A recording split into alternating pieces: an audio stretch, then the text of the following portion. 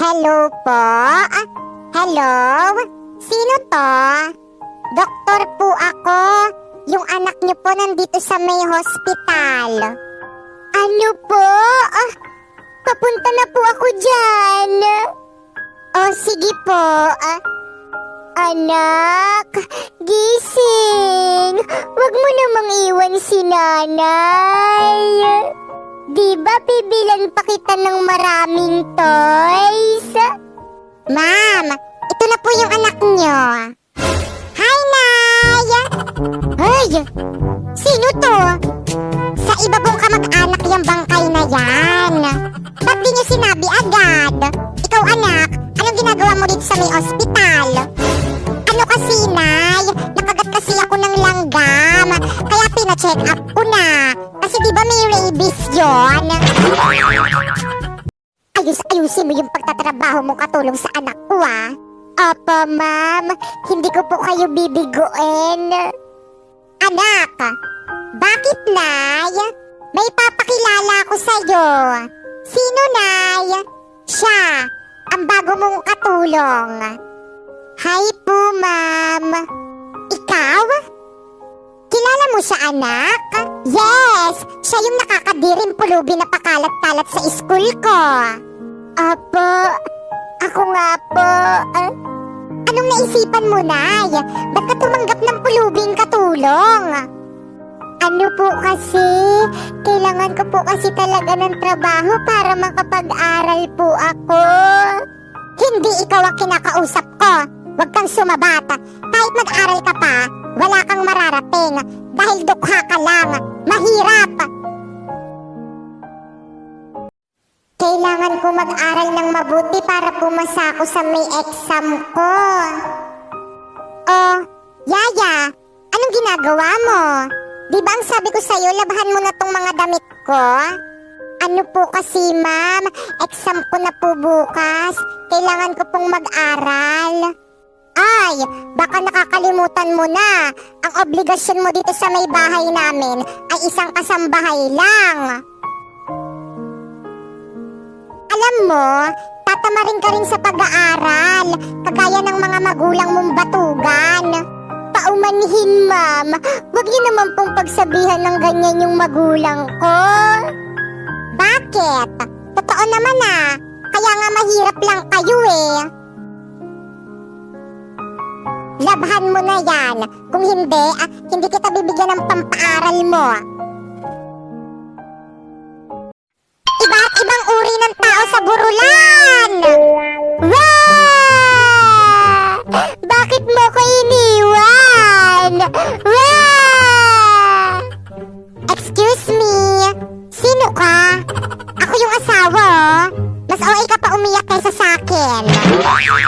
Ay, sorry po, Mare, mauna na kami. O sige lang, iuwi ko na tong pagkain, ha? O sige, salamat. Condolence ulit. Bye.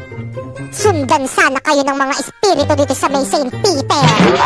Mare, condolence. Salamat. Para saan tong sobre? Para sa abuloy. Babayaran nyo man lang yung mga lalamunin nyo dito. Hello po. Bakit? Kumusta na kayo ng anak ko? Ano po kasi, may sakit po si Ampon. Hinahanap niya po kayo. Ano? Pakausap nga ako sa anak ko. Hello, Tay? O anak, kumusta ka na? Ayos ka lang ba? Oo naman, Tay. Malakas kaya ako. Mana ako sa'yo Magpagaling ka, anak ka. Bibilan pa kita ng maraming toys. Opo, Tay. I love you, Tay. Ate, wag mong sasabihin kay tatay na may cancer ako, Oo naman. Pangako. Pero sana wag ka nang gumaling. Hi guys! So, yun kakagising ko lang and tumawag na sa ate ko yung doktor dun sa may hospital, dun sa may pinag-swab testan ko nung sinugod ako sa may hospital dahil nilalagnat ako. And yon, positive ako sa COVID-19. Okay lang, di naman masakit. Konting sakit lang naman. So yun, nung sinabi sa akin ni ate na nag-positive daw ako sa may nCoV-19, natakot ako kasi ayun yung kinakatakutang sakit ngayon eh. Tapos dumapo sa akin, nandito lang naman ako sa may bahay, nagtitiktok. Pero ayakong maging malungkot nung nalaman ko yun kasi kung magiging malungkot ako, baka lalo lang akong magkasakit. Kaya yun, happy-happy lang. Go mga virus ko! It's my year! Sige lang, dapuan nyo lang ng virus ko yung mga pasaway na tao dyan. Lalo na yung mga hindi nagpe-face mask at hindi sumusunod sa protocol ng gobyerno. Para 14 days silang quarantine. Masyado na atang bida-bida tong bagong santa na sakit na to. Kaya nga friend, tinatalbugan ka na niya. Mas kinakatakutan na siya kaysa sa'yo.